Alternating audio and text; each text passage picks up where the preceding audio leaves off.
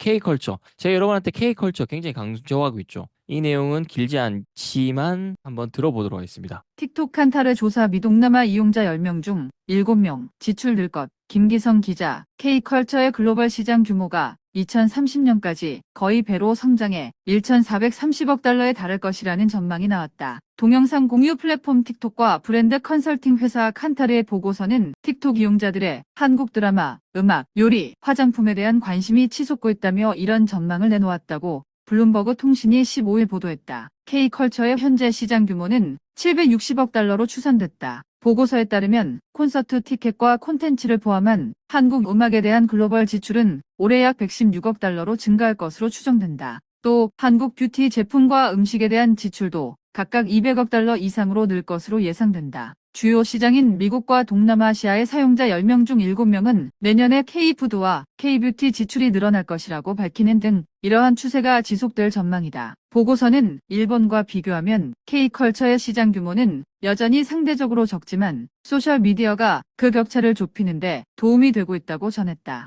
한 예로 미국의 정상급 여성 래퍼 카디비가 틱톡에 불닭볶음면을 먹어보는 영상을 틱톡에 올려 조회수가 거의 4천만 뷰를 기록했고 이 상품의 판매는 급증했다. 틱톡에서 한국 제품은 유망한 분야 중 하나로 틱톡 사용자의 절반 이상이 틱톡숍에서 직접 한국 음식이나 화장품을 구매했다는 게 틱톡 측 설명이다. 인기곡에 맞춰 춤추는 젊은이들의 짧은 동영상으로 인기를 끈 틱톡은 곧 K-팝 팬들이 모이는 장소가 됐고 최근에는 음식과 드라마 등 더 많은 한국 문화와 전통을 포함하게 됐다. K-문화와 관련한 입소문이 미국과 동남아시아 같은 시장에서 더 많은 사람을 사로잡았고 시장 규모도 덩달아 확대될 것이라는 게 보고서의 평가다. 쿨리시빌 YNA, CO, KR K 컨텐츠를 시작으로 앞으로 K 음식부터 화장품, 뭐 드라마, 웹툰, 뭐 모든 것들이 더 커질 겁니다. 저는 너무나 무섭습니다. 즐겁고요. 무섭다는 표현보다는 즐겁다는 표현이 맞겠죠. 자, 그래서 생각을 해보자고요. K 컨텐츠로 인해서 한국의 위상들이 더 높아질 겁니다. 연결해서 가보면 참 좋을 텐데, 일단 향후에 흘러갈 수 있는 부분들을 생각해 볼게요. 동남아 재벌들이 한국 기업들을 사는 일들이 많아질 겁니다. 예를 들면 여러분들이 아시는 컴포즈 커피 있습니다. 거기가 필리핀 식품업계 1위인 졸리비가 지분의 70% 인수했습니다. 앞으로 이런 일들은 더 많아질 겁니다. 예를 들면 뭐 동남아의 재벌 회장님의 아들이 뭐 걸그룹을 좋아한 거나 이런 일들이 비일비재하게 될 거라고 생각합니다. 그래서 뭐 필리핀, 뭐 싱가포르라든가 인도네시아라든가 주요 국가들이 한국 인수합병 시장의 존재감을 드러낼 거라고 바라보고 있습니다. 큰 틀로는요. 자, 그렇다면 K푸드는 반사이익을 볼 거라고 생각합니다. 오늘 관련주들과 좀 연결해서 해보면 우리 K푸드 아까 아니죠. 최근에 주가가 급상승한 기업에 대해서 한번 생각해 볼게요. 삼양식품 오늘도 7%가 상승을 했는데요. 보시면 10만 3천 원에서 71만 8천 원까지 올라갔다 좀 빠진 상황입니다. 그리고 오늘 또 다시 상승을 했습니다. 여러분 삼양식품 약 7배가 상승을 했습니다. 여러분 어떻게 생각하시나요? 더 상승한다. 1번 그냥 보합 유지 정도 될 것이다. 2번 모르겠다. 3번 네 너무나 쉽습니다. 당연히 상승할 겁니다. 지금 여러분들이 관심을 가져야 될 거는 K푸드입니다. 근데 우리 스터디에 계시니까 저라면 삼양식품을 사는 것보다 상대적으로 덜 오른 라면 업체를 전 찾을 것 같습니다. 그리고 라면만 바라볼 게 아니라 즉석밥, 뭐 냉동식품, 뭐 냉동김밥 이런 것들도 같이 볼 것 같습니다.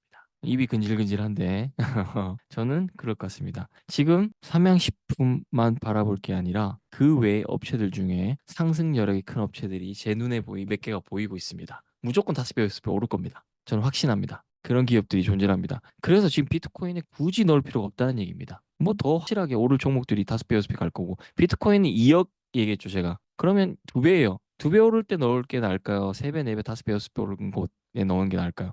너무나 간단하죠. 그리고 화장품 브랜드에도 관심을 가져야 됩니다. 아까 기사에도 나왔지만 K컬처로 인해서 음악, 요리, 화장품에 대한 관심들은 더 커질 겁니다. 그러면 대기업뿐만 아니라 상대적으로 작은 기업들 중에도 잘 하고 있는 업체들이 있습니다. 자, 오늘 제가 이렇게 아낌없이 퍼드리는 거 오늘도 해드리겠습니다. 자, 여러분이 다른 데에서 보면 나오지 않을 겁니다. 라파스가 이만큼 상승했다고 그랬습니다. 라파스, 붙이는 비만 치료제라고 얘기했죠. 근데 화장품에 제가 들고 나왔습니다. 자, 아까 마이크로 니들 기술을 활용해서 화장품을 생산합니다. 라파스는. 여러분, 이게 아는 만큼 보인다는 겁니다. 라파스를 비만 치료제로만 바라보는 것과 라파스를 화장품, 브랜드 업체로 아는 것은 주가 상승에 있어서 2배, 3배가 아닌 10배, 20배를 바라볼 수 있는 관점이 되겠죠. 여러분이 스터디를 하지 않으면 아마도 절대 맛보지 못할 일들일 겁니다. 아주 중요한 것들을 얘기 드리고 있습니다. 그리고 화장품 ODM, OEM 업체들도 살펴봐야 되겠죠. 그리고 또 빠질 수 없는 엔터 관련해서도 살펴봐야 됩니다.